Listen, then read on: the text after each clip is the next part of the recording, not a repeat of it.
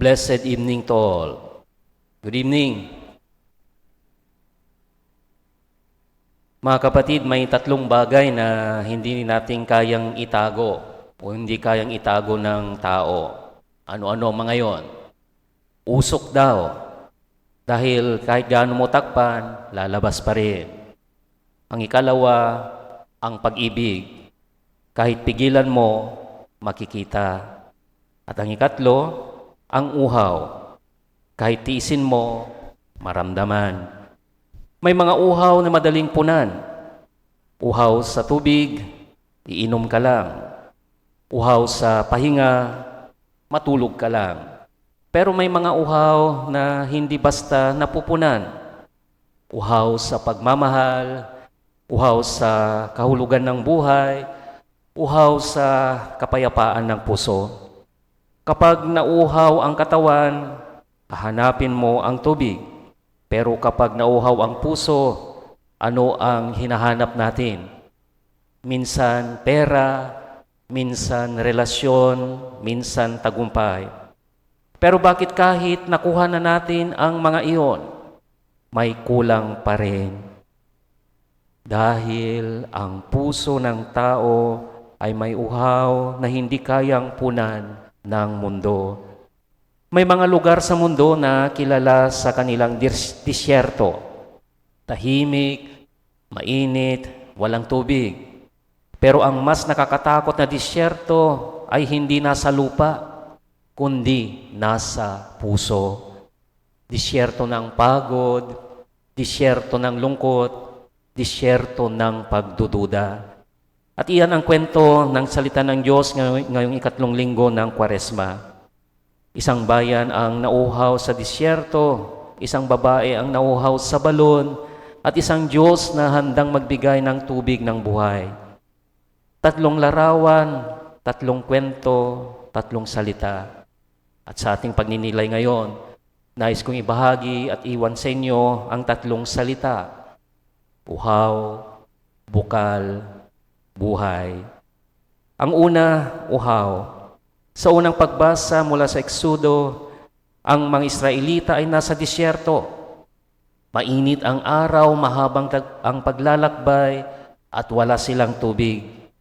Kaya sila nagreklamo, "Bakit mo kami dinala dito? Mamamatay ba kami sa uhaw?" Mga kapatid, kapag ang tao ay nauuhaw, nagiging maikli ang pasensya. Kapag pagod na ang puso, madaling mawalan ng tiwala.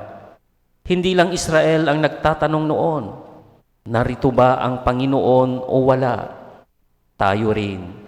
Kapag hindi natupad ang plano, kapag nasira ang relasyon, kapag dumating ang problema, bigla nating itatanong, "Lord, nandyan ka pa ba?"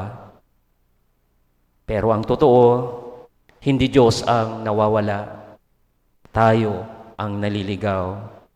Sabi nga ni Saint Augustine, "You have made us for yourself, O Lord, and our hearts are restless until they rest in you." Hindi mapapakali ang puso ng tao hanggat hindi ito natatagpuan ang Diyos. Dahil ang pinakamalalim na uhaw ng tao ay hindi tubig. Ito ang presensya ng Diyos.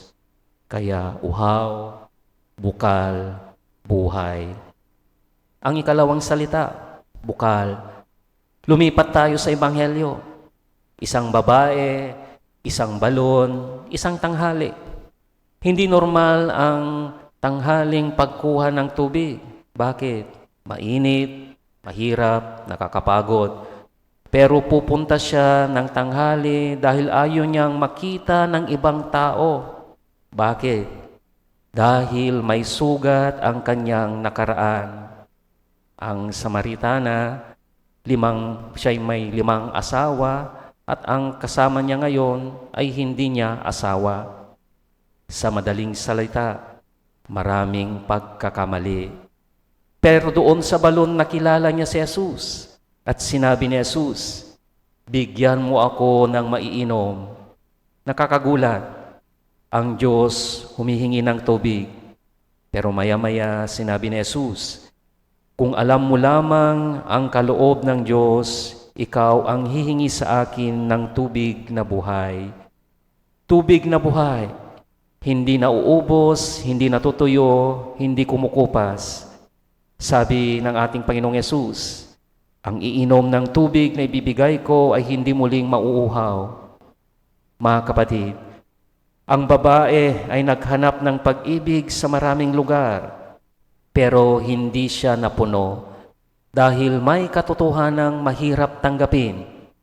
Ang puso ng tao ay hindi mapupuno ng mundo. Hindi ng pera, hindi ng relasyon, hindi ng tagumpay. Sabi nga ni Mother Teresa, the greatest poverty is not hunger for bread, but hunger for love. Ang pinakamalalim na kahirapan ay hindi gutom sa pagkain, kundi uhaw sa pag-ibig. At si Kristo ang bukal ng pag-ibig na iyon. Uhaw, bukal, buhay. At ang huling salita, buhay. Sa ikalawang pagbasa mula sa Roma, sinabi ni San Pablo, ang pag-ibig ng Diyos ay ibinuhos sa ating puso. Ibinuhos, hindi patak-patak, hindi konti-konti, ibinuhos. At ang patunay nito ay ang krus. Sabi ni San Pablo, habang tayo'y makasalanan pa, namatay si Kristo para sa atin. Mga minamahal kong kapatid, hindi tayo minahal ng Diyos dahil karapat-dapat tayo. Minahal tayo kahit hindi tayo karapat-dapat. Iyan ang tubig ng buhay. At nang maranasan iyon ng Samaritana, nagbago siya. Iniwan niya ang kanyang banga. Isipin niyo yon. Ang dahilan kung bakit siya pumunta sa balon, iniwan niya. Dahil nakatagpo siya ng mas mahalaga. Tumakbo siya sa bayan at sinabi niya, hali kayo, tignan niyo ang taong nagsabi sa akin ng lahat ng ginawa ko. Ang babaeng dating iniiwasan, siya na ngayon ang nag-aanyaya. Ganito ang ginagawa ng biyaya ng Diyos. Binabago ang sugat at ginagawang misyon. Uhaw, bukal, buhay. Ang Kwaresma ay parang paglalakad sa disyerto. Mas kaunti ang ingay, mas malinaw ang katotohanan, mas ramdam ang uhaw. Pero ang disyerto ay hindi lugar ng kamatayan. Ito ay lugar ng pagkikita. Dito nagsasalita ang Diyos. Dito nagigising ang puso. Dito natatagpuan ang bukal. Kaya ngayong Kwaresma, tanungin natin ang sarili. Saan ako umiinom? Sa galit, sa bisyo, sa kayabangan, o kay Kristo? Dahil maraming balon ang mundo, pero iisa lang ang bukal. Isipin ninyo ang babaeng Samaritana. Pumunta siya sa balon, dala ang kanyang banga, pero umuwi siyang may dalang misyon. Pumunta siyang uhaw, umuwi siyang bukal. Umuwi siyang bilang isang saksi.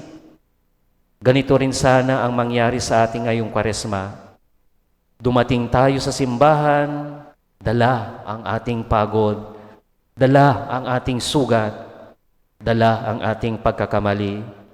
Pero wag tayong uuwi na pareho pa rin dahil narito si Kristo, ang bato sa disyerto, ang tubig sa buhay, ang bukal na hindi natutuyo. Sabi ni Saint Teresa of Avila, God alone satisfies. Diyos lamang ang makakapuno sa puso ng tao, hindi pera, hindi kapangyarihan, hindi kasakitan. Diyos lamang. Kaya kung ang puso mo ay pagod, lumapit ka kay Kristo. Kung ang puso mo ay sugatan, lumapit ka kay Kristo. Kung ang puso mo ay nauuhaw, lumapit ka kay Kristo. Dahil kapag uminom ka sa Kanya, hindi lang ikaw ang mabubuhay, magiging bukal ka rin sa iba. At mula sa iyong puso, aagos ang pag-asa. Kaya ngayong 3 linggo ng Kwaresma, tandaan natin, kapag ang puso ay nauuhaw, may isang lugar na dapat puntahan, hindi sa mundo, kundi sa Panginoon. Dahil sa Kanya nagmumula ang tunay na buhay. Uhaw, bukal, buhay. Amen. Let us profess our faith.